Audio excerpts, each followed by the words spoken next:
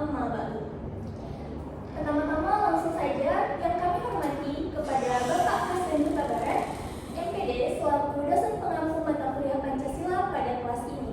Di sini saya akan memandu jalannya presentasi proyek Citizen dari kelompok 5. Langsung saja kita memasuki acara yang pertama, yaitu perkenalan anggota dan penampilan yel-yel oleh kelompok 5. Kepada kelompok 5 kami persilahkan.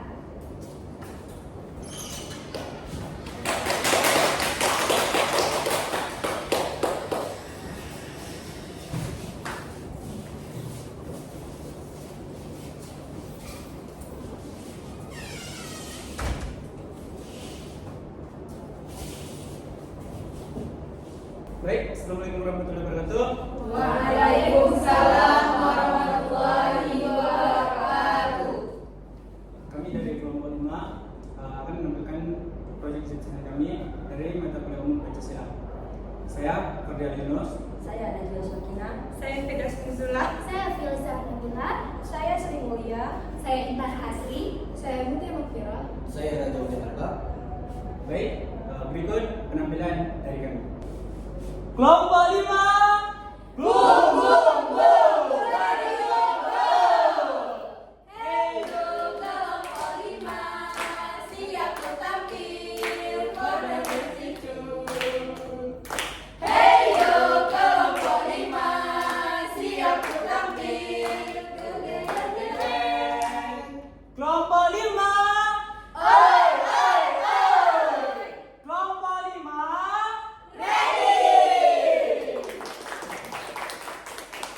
ready. Wow, sangat luar biasa ya teman-teman penampilan yel-yel dari kelompok 5. Teman-teman semua bisa berikan aplaus sekali lagi. Nah, langsung saja kita memasuki acara selanjutnya, yaitu pemaparan materi permasalahan oleh Mutia dan Ausi. Kepada Mutia dan Ausi kami persilahkan. Baiklah, saya akan memaparkan tentang permasalahan. Yang pertama ada narkoba. Nah, narkoba adalah singkatan dari narkotika dan obat-obatan berbahaya yang mencakup zat-zat atau senyawa yang berasal dari tanaman atau bukan tanaman. Nah, narkoba bisa menyebabkan penurunan atau perubahan kesadaran atau menghilangkan rasa, mengurangi atau bahkan menghilangkan rasa nyeri dan dapat menimbulkan ketergantungan. Yang kedua ada kenakalan remaja. Nah, kenakalan remaja adalah perilaku negatif yang dilakukan oleh sejumlah remaja yang melanggar norma-norma sosial dan hukum. Contohnya seperti tawuran, pencurian, dan bully. Nah, kenakalan remaja ini dipengaruhi oleh lingkungan sekitar. Selanjutnya akan dipaparkan oleh Firdaus Nuzula. Saya akan melanjutkan pengertian dari kenakalan remaja. Kenakalan remaja didefinisikan sebagai tindakan atau perilaku negatif yang dilakukan oleh remaja yang menyimpang dari norma-norma sosial, budaya, dan hukum. Perilaku ini seringkali mencakup berbagai bentuk pelanggaran seperti vandalisme, pencurian, penyalahgunaan narkoba, tawuran, dan berbagai bentuk perilaku agresif lainnya.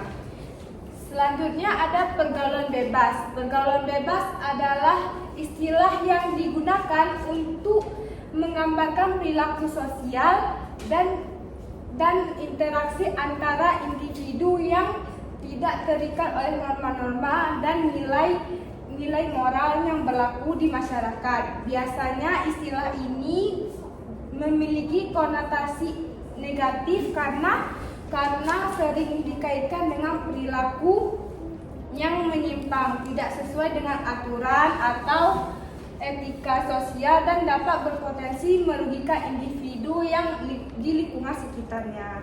Sekian, terima kasih atas penjelasan kami. Kalau tidak ada masalah, pasti ada solusinya ya kan? Nah, selanjutnya pemaparan solusi oleh Filja dan Intan. Kepada Filja dan Intan kami persilahkan.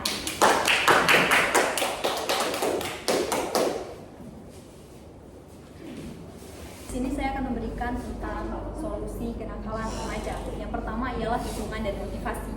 Menurut ahli Tabdinika Kono menjelaskan, dukungan dan motivasi sangatlah penting dari keluarga, guru, serta teman sebaya dalam membentuk perilaku remaja yang positif. Yang kedua ialah pembentukan nilai-nilai moral. Menurut Bimo Walgito, pembentukan nilai-nilai moral sejak dini sangatlah penting untuk pembentukan sikap remaja yang baik. Yang ketiga ialah pendalaman nilai agama, yang mana mendorong remaja untuk lebih mendalami nilai-nilai agama agar mereka mendapatkan panduan moral serta etika dalam kehidupan sehari-hari. Yang keempat ialah pengawasan yang intensif. Ahli menyarankan pengawasan yang intensif sangatlah penting untuk perilaku anak-anak yang saat ini berada di sini. Terus, pengawasan ini berguna untuk mencegah mereka melakukan tindakan kenakalan. Yang kelima ialah bimbingan kepribadian di sekolah, yang mana menyediakan bimbingan kepribadian di sekolah sangatlah penting untuk membantu mereka mengembangkan identitas diri ke arah yang lebih positif dan memberikan dukungan kepada mereka yang terkena masalah psikologis. Yang keenam ialah pendekatan lingkungan efektif sosial, yang mana artinya ialah membentuk lingkungan sosial yang mendukung dan memberikan dukungan emosional terhadap remaja agar membantu mereka mengatasi masalah tekanan dan stres. Selanjutnya ialah solusi tentang pergaulan bebas. Poin pertama ialah pendidikan agama dan moral. Menurut para ahli, disebutkan di dalam artikel Lydia Dona, pendidikan agama dan moral yang kuat sejak dini sangatlah penting untuk membentuk karakter perilaku remaja yang baik serta menghindarkan mereka dari pergaulan bebas. Yang kedua ialah pengawasan orang tua. Ahli B. Simanjuntak menekankan pengawasan orang tua dalam kehidupan sehari-hari anak-anak mereka sangatlah penting. Orang tua harus mengetahui anak mereka bergaul dengan siapa dan aktivitas anak mereka apa saja yang mereka lakukan. Selanjutnya akan diserahkan kepada Filzah Nabila untuk memaparkan solusi selanjutnya. Baik, terima kasih. Saya akan melanjutkan solusi dari permasalahan pergaulan bebas, yaitu yang ketiga, mengenai lingkungan sosial yang positif. Dengan membangun lingkungan sosial yang positif, kita dapat mencegah pergaulan bebas dari remaja. Remaja harus didorong untuk bergaul dengan teman lingkungannya yang positif. Yang keempat ada kegiatan positif. Nah, kegiatan ini seperti olahraga, seni, dan kegiatan ekstrakurikuler yang dapat mencegah pergaulan bebas. Yang kelima ada yaitu penyuluhan dan edukasi. Penyuluhan dan edukasi ini sangatlah penting bagi setiap remaja. Selanjutnya saya akan memaparkan mengenai solusi penyalahgunaan narkoba. Nah, yang pertama itu ada pendidikan dan penyuluhan. Pendidikan dan penyuluhan ini tentang bahaya narkoba harus dimulai sejak dini. Mengapa demikian? Program pendidikan di sekolah dapat meningkatkan kesadaran terhadap risiko penggunaan narkoba. Yang kedua ada penguatan nilai-nilai Pancasila. Nilai-nilai Pancasila ini dapat menjadi pedoman atau panduan moral bagi setiap remaja. Yang ketiga itu ada pengawasan dan dukungan keluarga. Keluarga yang harmonis dan suportif itu dapat mencegah bagi remaja untuk tidak melakukan penyalahgunaan narkoba. Lalu yang keempat ada pendekatan agama dan spiritual. Jadi, pendekatan agama dan spiritual ini sangat diperlukan. Mengapa demikian? Karena pendekatan dan agama ini memberikan kekuatan moral dan etika yang kuat untuk menolak penyalahgunaan narkoba. Bekal iman dan taat itu dapat menjadi benteng diri bagi setiap remaja. Layanan yang kelima itu ada layanan konseling dan rehabilitas. Layanan konseling dan rehabilitas menurut para ahli itu sangatlah penting. Ahli menyarankan bahwa dukungan psikologis dan terapi rehabilitas ini dapat membantu pengguna narkoba untuk pulih dan kembali ke kehidupan normalnya.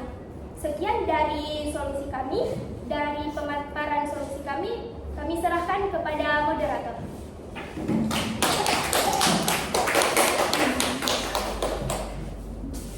Nah, biar nggak bosan dengerin materi terus, kelompok 5 ada penampilan puisi yang akan dibawakan oleh Firja. Kepada Firja kami kami persilahkan.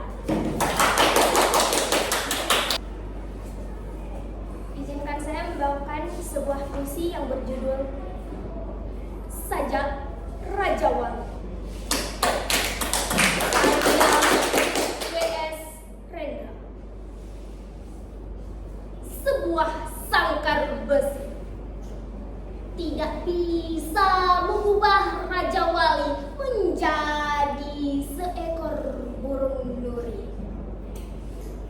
Raja Wali adalah pacar langit dan di dalam sangkar besi Raja Wali merasa pasti bahwa langit akan selalu menanti.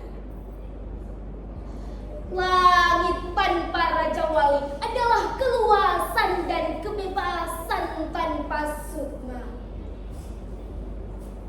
7 langit, 7 Raja Wali, 7 cakrawala, 7 pengembara. Raja Wali terbang tinggi, memasuki sepi, memandang dunia. Raja Wali di sangkar besi duduk bertapa, mengolah hidupnya. Hidup adalah merjan-merjan kemungkinan yang terjadi dari keringat matahari. Tanpa kemantapan hati Raja Wali, mata kita hanya melihat fata morgana. Raja Wali terbang tinggi, membela langit dengan setia, dan ia akan mematuk kedua matamu, wahai pencemar langit yang durhaka. Sekian, assalamualaikum. Wow, penampilan puisi yang sangat luar biasa. Teman-teman semua bisa berikan apa sekali. Balik lagi kepada pemaparan materi ya teman-teman. Selanjutnya ada pemaparan materi contoh kasus oleh Najwa dan Sri. Kepada Najwa dan Sri kami persilahkan. Baik, saya akan menjelaskan tentang contoh kasus. Kasus yang pertama yaitu tentang narkoba. Seorang remaja berinisial AA yang berusia 16 tahun ditangkap polisi karena diduga melakukan pengedaran narkoba. Penangkapan ini berawal dari pencurian hidayah Budi Darul Quran, yang dimana AA diduga menukarkan barang milik pesantren dengan narkoba. Selanjutnya akan dilanjutkan oleh Sri. Baik, di sini saya akan melanjutkan kasus keduanya, yaitu ada kasus pergaulan bebas. Pada Rabu 6 November tahun 2024, seorang remaja putri berinisial MM yang berusia 15 tahun yang bertempat di Aceh Utara ditangkap polisi karena diduga terlibat dalam kasus penyetubuhan anak di bawah umur. MM diduga membantu pacarnya MS yang berusia 17 tahun untuk mencari korban yang akan disetubuhi. Setelah penangkapan, pelaku-pelaku tersebut menghadapi hukuman kasus sesuai dengan undang-undang yang terkait dalam kasus tersebut. Selanjutnya kasus ketiga adalah kasus pembolosan sekolah yang terjadi pada hari Sabtu tanggal 28 Januari tahun 2024. Satuan Polisi Pamong Praja dan Wilayatul Hisbah atau disingkat dengan Satpol PP atau WH Kabupaten Aceh Jaya melakukan operasi rutin di seputaran Kota Calang. Dalam patroli tersebut, mereka berhasil menjaring 3 siswa tingkat SMA sederajat yang berkedapatan bolos sekolah saat jam pelajaran berlangsung. Jadi, penangkapan dari 3 siswa ini memberi efek jera kepada siswa ini dan melakukan kesadaran agar siswa tersebut sadar akan pentingnya suatu pendidikan. Dan setelah proses penangkapan tersebut, mereka diberi latihan sebelum dipulangkan ke orang tua mereka masing-masing. Sekian pemaparan kami tentang contoh kasus. Selanjutnya kami kembalikan kepada moderator.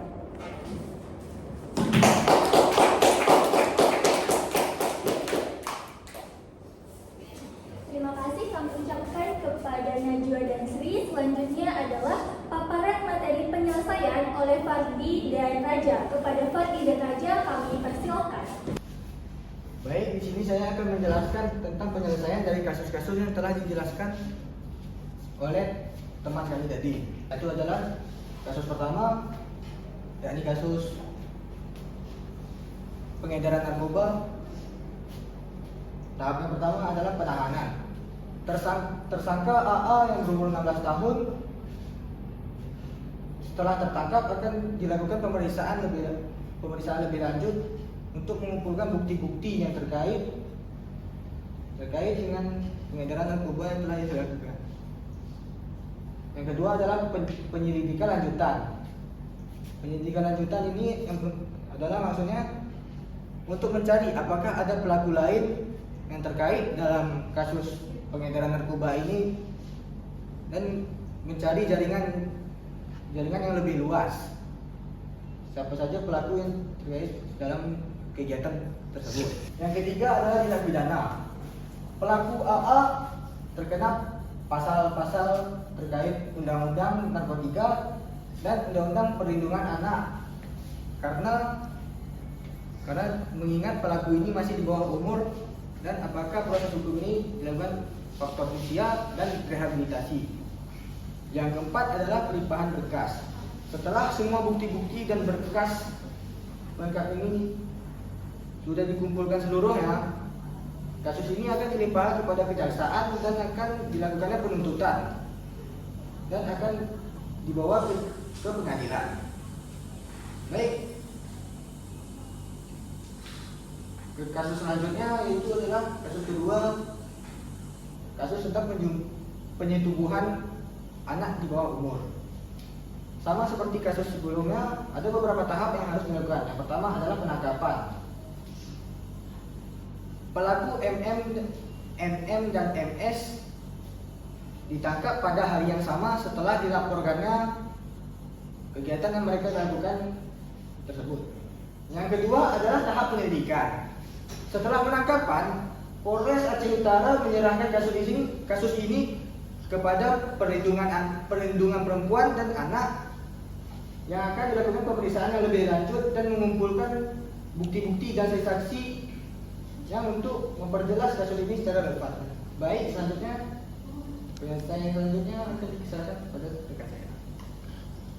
Oke baik, penjelasan selanjutnya adalah proses hukum. Dalam tahap ini, inisial NM dan MS itu akan dikenakan pidana sesuai dengan undang-undang berlaku tentang Undang-Undang Perempuan dan Anak. Dalam hal ini, para tersangka akan dikenakan dengan pasal-pasal terkait dengan penyetubuhan anak serta peran-peran orang terlibat dalam tindak pidana tersebut. Selanjutnya ialah pelimpahan berkas. Setelah penyelidikan selesai, semua berkas-berkas yang bersangkutan dengan kasus tersebut akan dikumpulkan dan dilimpahkan kepada kejaksaan untuk melalui proses penuntutan. Dalam hal ini, kejaksaan akan menilai apakah berkas-berkas tersebut cukup untuk menjadi bukti untuk mengangkat kasus tersebut ke pengadilan atau tidak. Selanjutnya ia sidang pengadilan. Dalam hal ini, setelah semua berkas-berkas diterima dan ditetapkan, maka sidang pengadilan akan dilakukan. Dalam hal ini pelaku akan dikenakan pidana-pidana sesuai dengan tindakan-tindakan yang dilakukannya. Namun, hakim terlebih dahulu mendengarkan penjelasan dari semua pihak tentang perkara tersebut, sehingga hakim dapat memutuskan hukuman apa yang tepat yang akan dijatuhkan kepada para tersangka. Selanjutnya penyelesaian dari kasus pemborosan sekolah.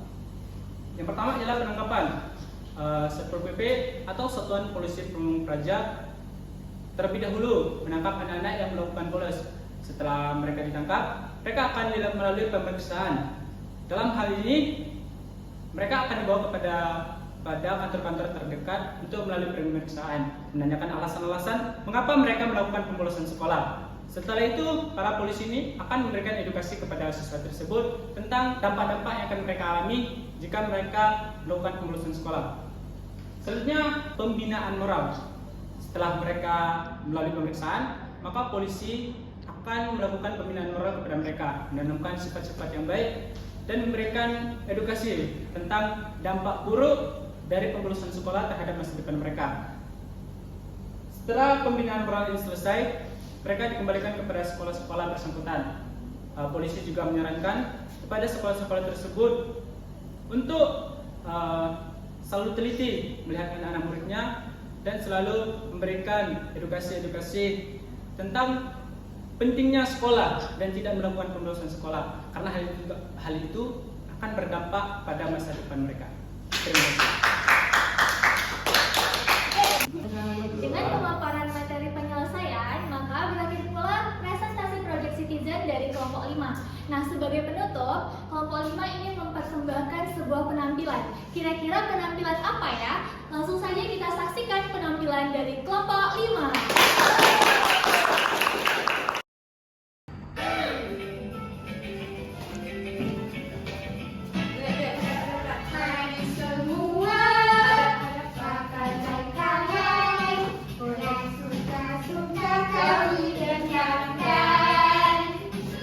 Ini hanyalah skala gurauan untuk semua skala hiburan.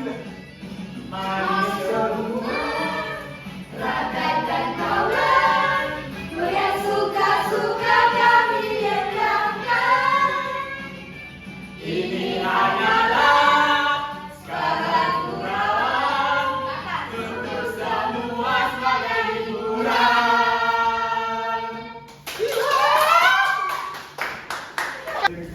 Nah, itulah penampilan penutup dari kelompok 5. Wait a second, let me catch my breath.